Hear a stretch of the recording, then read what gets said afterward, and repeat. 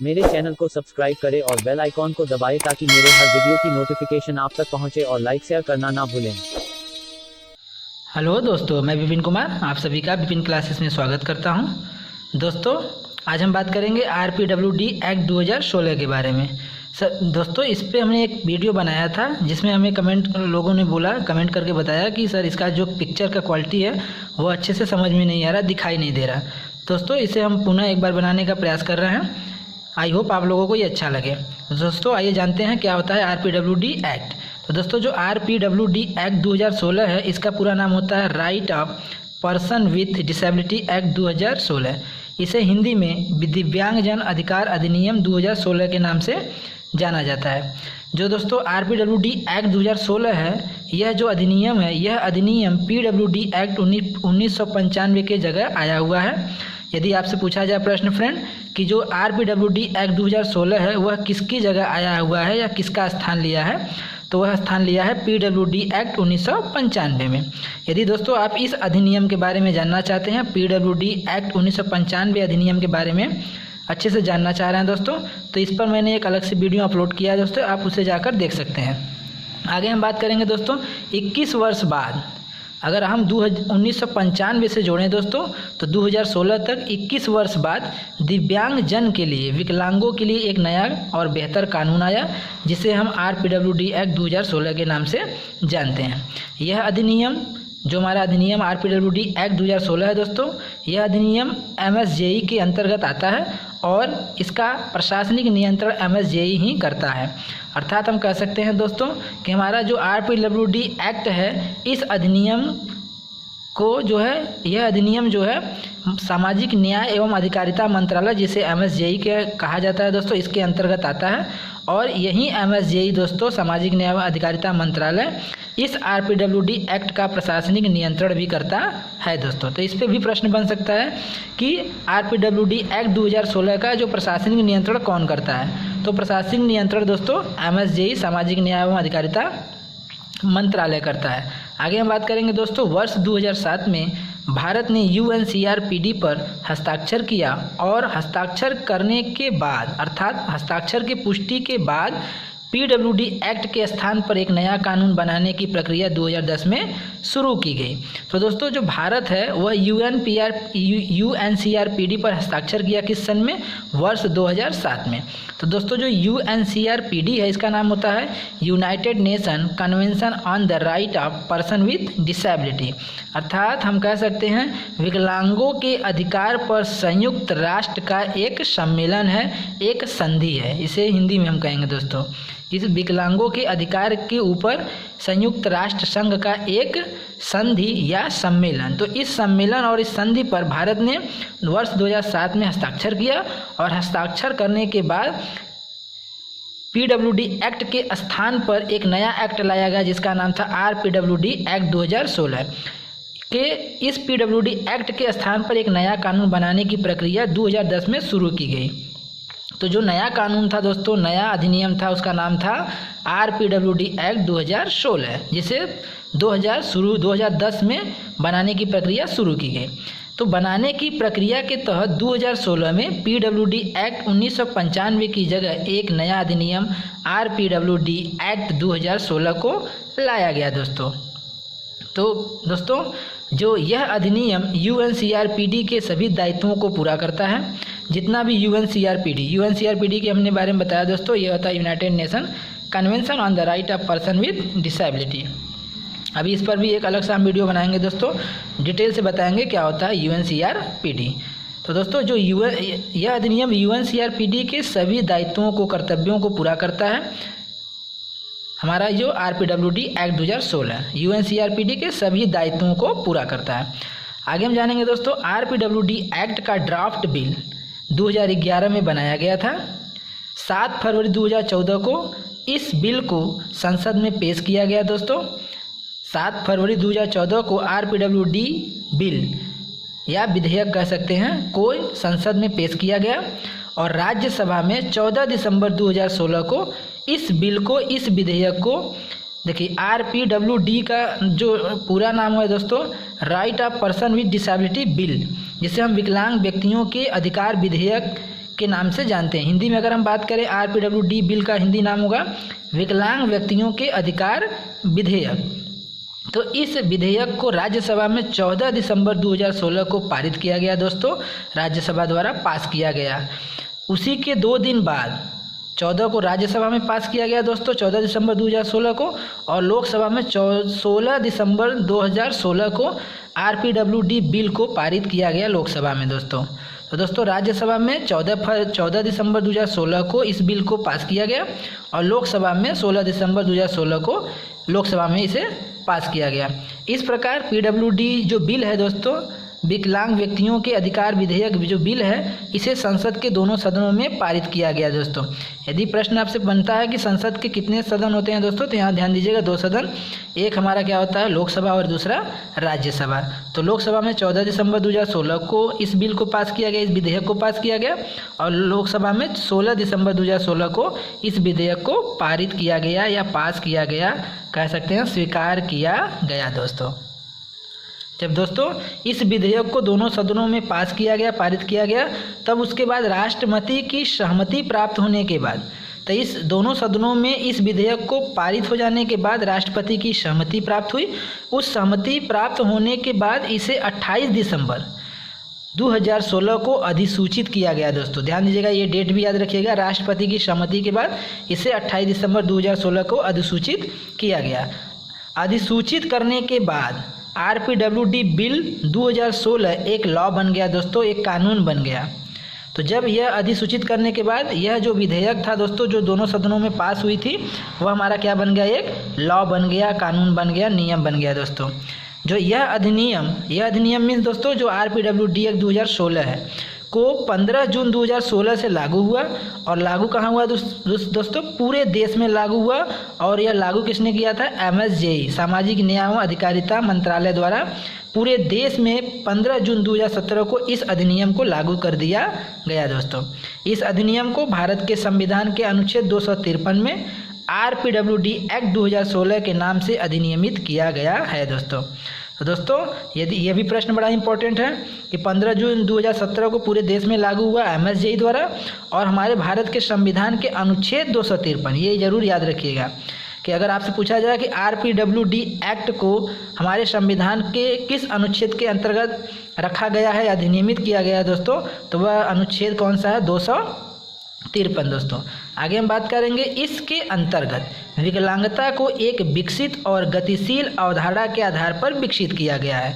जो हमारा यह अधिनियम है दोस्तों RPWD एक्ट 2016, इसके अंतर्गत विकलांगता को एक विकसित और गतिशील अवधारणा के आधार पर बहुत ज़्यादा डेवलप किया गया है, विकसित करने का प्रयास किया गया है दोस्तों। आगे हम जानेंगे दोस्तों, इस अधिनियम के अंतर्गत विकलांगता को 7 प्रकार से बढ़ाकर 21 प्रकार कर दी गई है दोस्तों। तो दोस्तों जो 7 प्रकार की विकलांगता है वह PWD एक्ट 1995 में है दोस्तों, उसमें हमने अच्छे से PWD एक्ट में पढ़ाने का प्रयास किया है। तो RPWD एक्ट 2016 में 7 प्रकार से विकलांगता को बढ़ाकर 21 प्रकार कर दी गई है दोस्तों। तो आपसे प्रश्न बन सकता है कि RPWD एक्ट 2016 के अनुसार 21 कितने प्रकार की विकलांगता होती है, तो दोस्तों 21 प्रकार की विकलांगता होती है। हम 21 का नाम जानने का प्रयास करेंगे, जिसमें पहली विकलांगता है ब्लाइंडनेस, जिसे हिंदी में दृष्टिहीन। दूसरा जो होता है लो विजन, हिंदी में इसे अल्प दृष्टि कहते हैं। तीसरा हमारा है हियरिंग इम्पेयरमेंट, श्रवण अक्षमता। लोकोमोटर डिसेबिलिटी, गामक अक्षमता। इंटेलेक्चुअल डिसेबिलिटी, बौद्धिक अक्षमता। मेंटल इलनेस, मानसिक बीमारी। ऑटिज्म, ASD बोला जाता है, ऑटिज्म स्पेक्ट्रम डिसऑर्डर, जिसे स्वलीनता। 8वां हमारा है सेरेब्रल पॉलिसी, प्रमस्तिष्की पक्षाघात। स्पेसिफिक लर्निंग डिसेबिलिटी, विशिष्ट या विशेष अधिगम अक्षमता। स्पेसिफिक लर्निंग डिसेबिलिटी, जिसे हिंदी में विशिष्ट या विशेष अधिगम अक्षमता कहते हैं। मस्कुलर डिस्ट्रॉफी, मांसपेशी दुर्विकास। क्रोनिक न्यूरोलॉजिकल कंडीशन, दीर्घकालिक तंत्रिका संबंधी समस्या दोस्तों। स्पीच एंड लैंग्वेज डिसेबिलिटी, बाड़ी एवं भाषा अक्षमता। 13वां हमारा जो डिसेबिलिटी है लेप्रोसी क्योर्ड पर्सन, कुष्ठ रोग से मुक्त व्यक्ति। 14वां हमारा जो विकलांगता है ड्वार्फिज्म, जिसे बौनापन कहा जाता है दोस्तों। नेक्स्ट हमारा जो 15वां डिसेबिलिटी है मल्टीपल स्क्लेरोसिस, जिसे हिंदी में भी मल्टीपल स्क्लेरोसिस के नाम से ही जानते हैं। अगला है थैलेसीमिया, हीमोफीलिया को हीमोफीलिया ही, थैलेसीमिया को थैलेसीमिया ही बोला जाता है। अगर हीमोफीलिया की हिंदी में बात करें दोस्तों तो इसको बोला जाता है अधिरक्त स्राव। नेक्स्ट है हमारा विकलांगता सिकल सेल डिजीज, जिसे हिंदी में सिकल सेल बीमारी कहते हैं। अगला है एसिड अटैक विक्टिज्म, तेजाब हमला पीड़ित व्यक्ति, पार्किंसन डिजीज, पार्किंसन बीमारी। और लास्ट हमारा जो डिसेबिलिटी है 21वां, उसे बोला जाता है मल्टीपल डिसेबिलिटीज़, बहु विकलांगता या बहु निःशक्तता दोस्तों। तो ये जितने भी 21 प्रकार की विकलांगता है दोस्तों, इसे RPWD एक्ट 2019 के अंतर्गत शामिल किया गया है। तो दोस्तों हम एक एक विकलांगता के बारे में आने वाले सीरीज में डिटेल से पढ़ाने का प्रयास करेंगे दोस्तों। आई होप आप लोगों को सारा चीज़ समझ में आएगा। तो दोस्तों ये रहा हमारा RPWD एक्ट के अंतर्गत 21 प्रकार की विकलांगता को जानने का हमने प्रयास किया। इनका नाम इस प्रकार है। आगे हम जानेंगे दोस्तों केंद्र सरकार के पास और अधिक विकलांगता को जोड़ने की शक्ति होगी। इस अधिनियम में यह प्रावधान है कि केंद्र सरकार यदि चाहे दोस्तों तो 21 प्रकार से विकलांगता को और अधिक बढ़ा सकता है।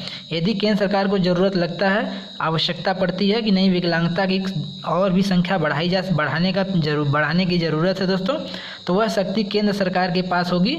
जब चाहे तब वह केंद्र सरकार विकलांगता की संख्या को बढ़ा सकता है। यह इस अधिनियम में यह प्रावधान दिया गया है, शक्ति दिया गया है केंद्र सरकार को। नेक्स्ट हमारा है बेंचमार्क विकलांगता। ये शब्द जरूर इंपॉर्टेंट है, बहुत ज़्यादा वेरी मोस्ट इंपॉर्टेंट है दोस्तों। बेंचमार्क विकलांगता को जरूर याद रखिएगा। क्या होता है हम बताएंगे। तो जो बेंचमार्क विकलांगता है दोस्तों, इसका तात्पर्य होता है कि RPWD एक्ट 2016 के तहत मान्यता प्राप्त किसी भी प्रकार की कम से कम 40% विकलांगता से ग्रसित व्यक्ति से है दोस्तों। अर्थात हम कह सकते हैं दोस्तों कि RPWD एक्ट 2016 के तहत जो 21 प्रकार की विकलांगता है, इनमें से किसी भी विकलांगता से यदि व्यक्ति ग्रसित है, बीमार है दोस्तों, तो उसकी गंभीरता की जो दशा है, बीमारी की दशा है दोस्तों, वह कम से कम 40% वह होना चाहिए। अर्थात वह 40% कम से कम वो उससे बीमार हो, ग्रसित हो दोस्तों। अगर विकलांगता की जो गंभीरता है वह 40% कम से कम होना चाहिए दोस्तों। अगर इससे ज़्यादा है तब तो ठीक है, इससे कम होगा तो उसे बेंचमार्क विकलांगता के अंतर्गत इंक्लूड नहीं किया जाएगा, शामिल नहीं किया जाएगा। तो बेंचमार्क विकलांगता के अंतर्गत वही विकलांग व्यक्ति आएंगे जिनकी विकलांगता की गंभीरता कम से कम 40% हो दोस्तों। आगे हम जानेंगे दोस्तों बेंचमार्क विकलांगता से ग्रसित व्यक्ति या कोई बच्चा जिसकी उम्र 6 से 18 वर्ष के आयु के वर्ग के बीच में आता है दोस्तों, तो उसे निःशुल्क शिक्षा देने का प्रावधान या अधिकार भी इस अधिनियम में है दोस्तों। कोई भी व्यक्ति, बच्चा जिसकी उम्र 6 से 18 वर्ष है, तो उसे प्रत्येक बच्चे को निःशुल्क शिक्षा, मुफ्त शिक्षा देने का अधिकार भी इस अधिनियम के अंतर्गत है दोस्तों। जितने भी सरकारी वित्त पोषित शिक्षण संस्थान हैं और सरकारी मान्यता प्राप्त संस्थान हैं, उसमें दिव्यांग बच्चों को समावेशी शिक्षा प्रदान करनी होगी। यह भी प्रावधान है दोस्तों। तो अगला हम जानेंगे सरकारी वित्त पोषित शिक्षण संस्थान के साथ साथ सरकारी मान्यता प्राप्त संस्थानों को भी दिव्यांग बच्चों को समावेशी शिक्षा, इंक्लूसिव एजुकेशन प्रदान करनी होगी। इसका भी प्रावधान इस अधिनियम के अंतर्गत है। तो जितने भी सरकारी वित्त पोषित शिक्षण संस्थान हैं और सरकारी मान्यता प्राप्त संस्थान हैं, उन सभी संस्थानों में इन दिव्यांग बच्चों को क्या करना है, समावेशी शिक्षा प्रदान करना होगा या करने का प्रावधान है। तो दोस्तों समावेशी शिक्षा क्या है, आने वाली सीरीज में हम आपको अच्छे से बताएंगे। अभी थोड़ा हम बताना चाहेंगे कि समावेशी शिक्षा का मतलब होता है कि दिव्यांग बच्चों को, विकलांग बच्चों को, निःशक्त बच्चों को सामान्य बच्चों के साथ बैठाकर समान और सामान्य वातावरण में पढ़ाना लिखाना ही क्या है हमारा दोस्तों, इंक्लूजन, समावेशी एजुकेशन है। तो दोस्तों इस पर हम एक अलग सा वीडियो अच्छे से डिटेल में लेकर आने का प्रयास करेंगे। तो अभी यहाँ पे ध्यान दीजिए, समावेशी शिक्षा देने का प्रावधान है दोस्तों। किसमें जितने भी सरकारी वित्त पोषित शिक्षण संस्थान हैं और जितने भी सरकारी मान्यता प्राप्त संस्थान हैं।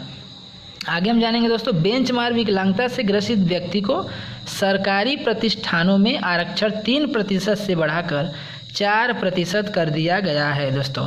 तो इस अधिनियम के अंतर्गत जो RPWD एक्ट 2016 के अंतर्गत जो सरकारी प्रतिष्ठानों में जो आरक्षण है दोस्तों, उसे बढ़ा दिया गया है 3% से 4% कर दिया गया है। तो दोस्तों ये 3% कहाँ पर मिलता था, ये 3% जो आरक्षण था यह इसे PWD एक्ट 1995 में इसे आरक्षण निहित था दोस्तों। PWD एक्ट के अनुसार जो विकलांग व्यक्तियों को आरक्षण मिलता था कितना परसेंट, 3%। लेकिन RPWD एक्ट में आरक्षण उस 3 से बढ़ाकर 4% कर दिया गया।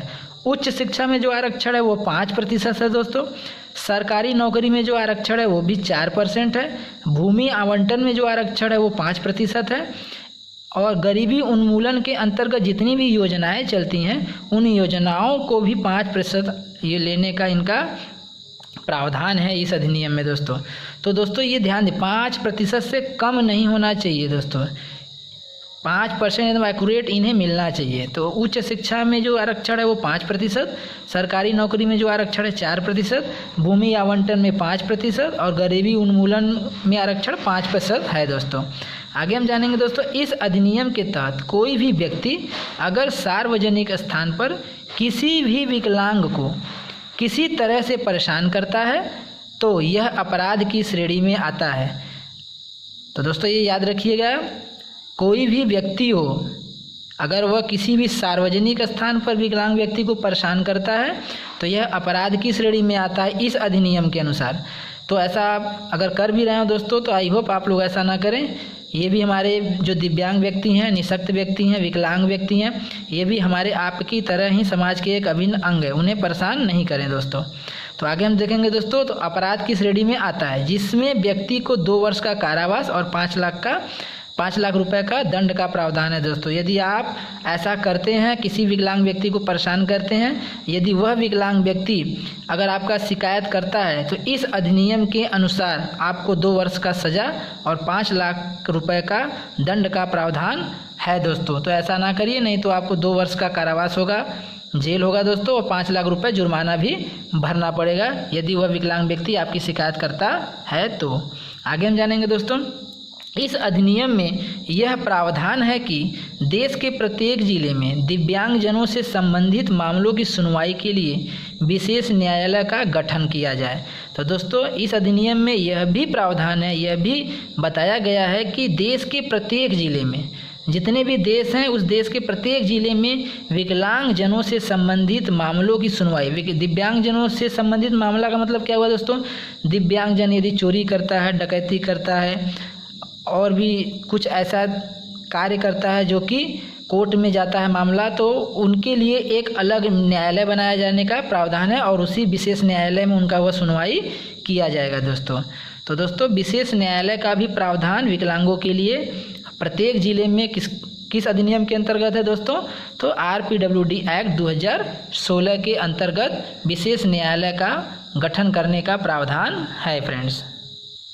आगे हम जानेंगे दोस्तों, यह अधिनियम या कानून न केवल दिव्यांगजन के अधिकारों और प्रवेश को बढ़ाएगा बल्कि संतोषजनक तरीके से समाज में उनके सशक्तिकरण और सच्चे समावेशन को सुनिश्चित करने के लिए एक प्रभावी तंत्र प्रदान करेगा दोस्तों। तो इसका मतलब क्या हुआ दोस्तों कि जो हमारा RPWD एक्ट 2016 है, यह विकलांग व्यक्तियों के अधिकारों और प्रवेश को बढ़ाने के साथ साथ उन्हें संतोषजनक तरीके से समाज में उनका सशक्तिकरण करेगा और सच्चे समावेशन को सुनिश्चित करने के लिए एक प्रभावी तंत्र भी प्रदान करेगा दोस्तों। इन सभी का भी प्रावधान हमारे इस RPWD एक्ट के अंतर्गत है दोस्तों। आगे हम बात करेंगे दोस्तों, सच्चे समावेशन का मतलब होता है उन्हें हमारे साथ समाज में, समाज के आपके साथ समावेशन होना, सामान्य अधिकार मिलना, समान अवसर मिलना, संपूर्ण सहभागिता मिलना। उन्हें भी जैसे हम शादी विवाह में जाते हैं, पूजा पाठ करते हैं, उसी तरह हर एक काम में उनको भी वह समान अवसर, समान अधिकार मिलना चाहिए जो हम आपको दिया जाता है दोस्तों, मिलता है दोस्तों।